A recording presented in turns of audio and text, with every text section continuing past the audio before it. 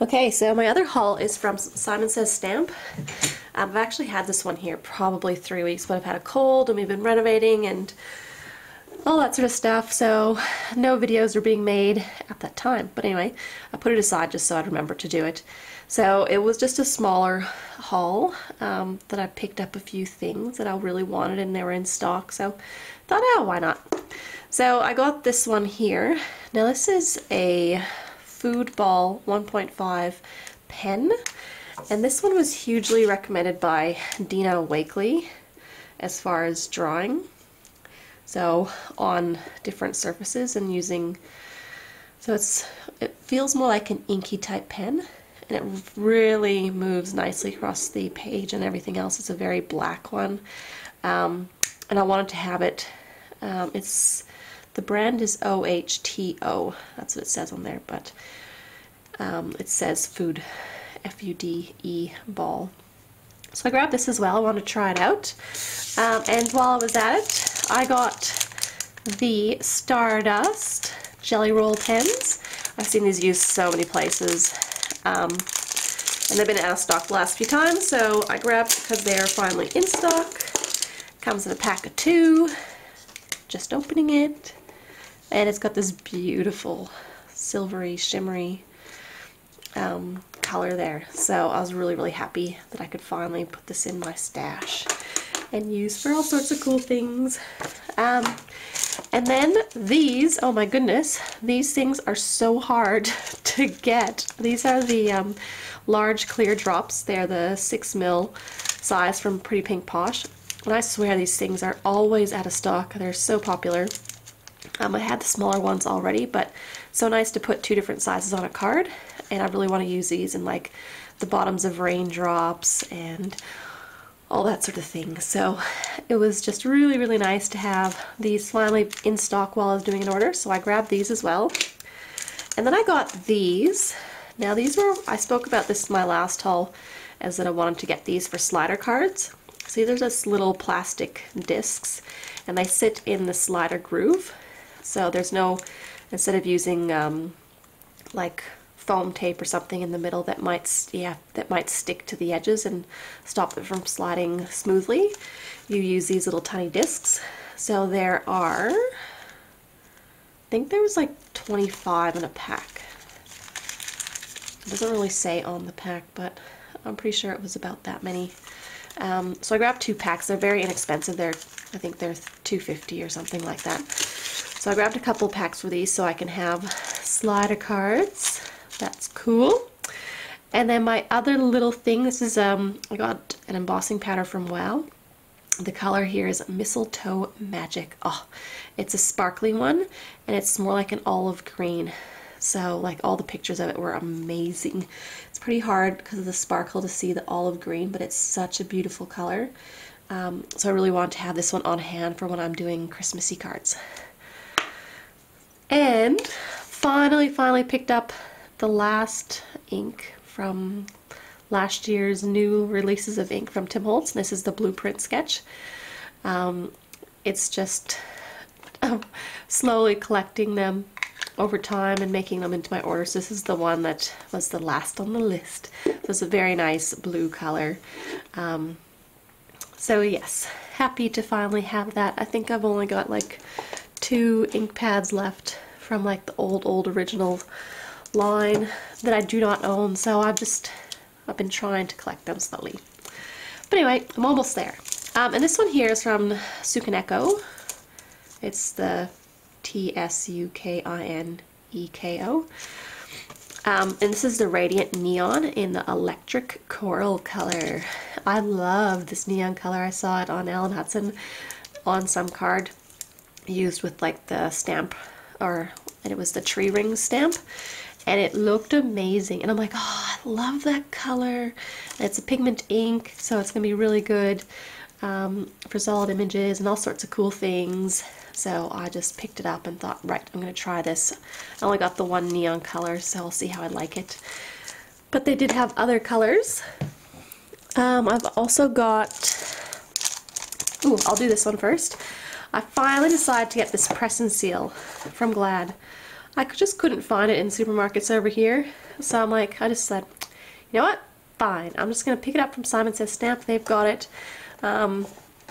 It's basically when you're arranging, well, I want to use it for when you're arranging a lot of little pieces on a card and you want to remember how you did, instead of just taking a photo and trying to rearrange them again in that same way. You just put a little piece of this and press it on top, and when you lift it up, all your pieces are in the same spot, so it's going to be easy to glue down later. So that is the whole purpose for this. It's just going to be making life easier and quicker when making cards. And I've watched, I think a good example if you want to see it in use was Laura Basson. She's got a few cards where she's doing a really complicated die cut thingy, and she uses that to like hold them all in the same place when she lifts it up, and then just to glue them down, she can glue them down all at once. So I was really impressed with that video she did, which is what brought my attention to them. So a few other things I got. Now this is from October Afternoon, and it's probably came out a year and a half ago, and it's probably sitting in my wish list or project list at Simon Says Stamp for just that long. And initially I thought it was a lot smaller. I thought it was just a little one because it wasn't very expensive. I think it was like $8, so I just expected it to be, you know, half size sort of a stamp sheet, being red rubber. It's got cling foam, so it's already, but it's nearly a full size left and front of a card. Let me see, hold on. Okay, I thought I'd just measure it. So it is pretty much 6 inches by 4 3/4. So it would cover a full card front, and I thought that was really cool. So it's been sitting there, me thinking it's just a small one, but I really like the cloud shapes. Only to figure out like a couple months ago, hey, this is actually a big one. I really want that. So anyway, I put it on this list, and I really love the shape of the clouds and their flat bottom clouds, and really sort of just loose curls on the top. Thought it'd be really fun to play with this one and have in the backgrounds. Okay, and I got a few other clear stamps as well with this haul.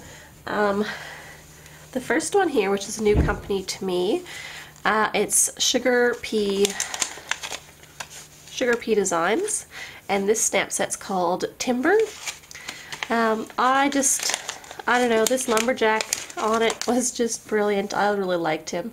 He's big, jolly, you know, he's exactly like all those cartoon sort of characters yet, you know, you would expect. You've got this funny little beaver that's, you know, holding a wood-shaped heart, and the little, you know, cutting down tree, the actual tree, and you got some great sentiments. Timber, I've fallen for you, you're cut above the rest, hello handsome, I chew you, and then would you be my Valentine. So really good sentiments, and I just love the designs of the stamps. So I love that. The big bucktooth beaver is just fabulous. And I don't know, make, you know, masculine cards. You know, I'd like to collect some stamps that I could use to do masculine cards with that aren't too cutesy, or have that sort of theme to it. So I really love this one, and I haven't used it yet, but I can't wait to try it out. I love that this tree too looks, it's going to be very Christmassy because it is like a pine tree, so it can definitely be used on a Christmas stamp set or anything like that, or even this guy, you know how you go down and pick your own trees and stuff like that. You can do a theme like that. I've got my head into like Christmas mode and making some Christmas cards, so I'm sorry if I keep giving you just ideas Christmas related, but I was kind of thinking that I could use this stamp set for that sort of thing as well, not just like a Valentine's Day type theme. I thought something else, you know, Christmassy related would also work, and you could just have him in like red and green sort of thing, so make him, just color him up very Christmassy, and he's got the big beard on him, sort of things like that. So yeah, I thought that was pretty cool stamp set. And then I got this one from Newton's Nook. Now this one's called Winter Tales. It's one of their original ones that I've had in my you know, wish list for easily 2 years. And I so love this sentiment right here. Free snowman, some assembly required. Oh, just kills me every time I read that. So I just liked it. Like, you've got a snowbank here, you got a kitten hiding in the snow, a bunny rabbit with the shovel sort of trying to dig himself out. You got the, you know, bear here that's trying to build a snowman, but he looks like he's having a hard time keeping track of this ball. Then you've got the sign here as well, a cute little bird, and then you've got like the bits and pieces to build a snowman. And the sentiments, the other ones are let it snow, make it stop, that's snow much, or thanks snow much, happy birthday for winter birthday. I want to use like this guy here who looks like he's drowning in snow and shoveling with the make it stops sort of sentiment, like, you know, in the middle of winter and a blizzard and you're like, just, oh, I'm so tired of shoveling snow sort of theme. And this guy here, or have this image here, especially on a slider going down a hill, and you know, behind it, make it stop, and he's trying to stop this runaway snowman ball. I think that would be lots of fun. Or just having, you know, just plain, so you know, just snow in a snowbank, and then just this one little sign, free snowman, some assembly required. I think that's great. There is a couple little snowflakes as well to decorate the card with, and this is one that I just, like, you have to me, you have to be sort of creative and think about what you want to plan out and what sort of scene you want to build with it. But I really like the idea that all these sentiments fit in the sign if you wanted, and it's a very snow winter themed card without being just a Christmas card. So I like that.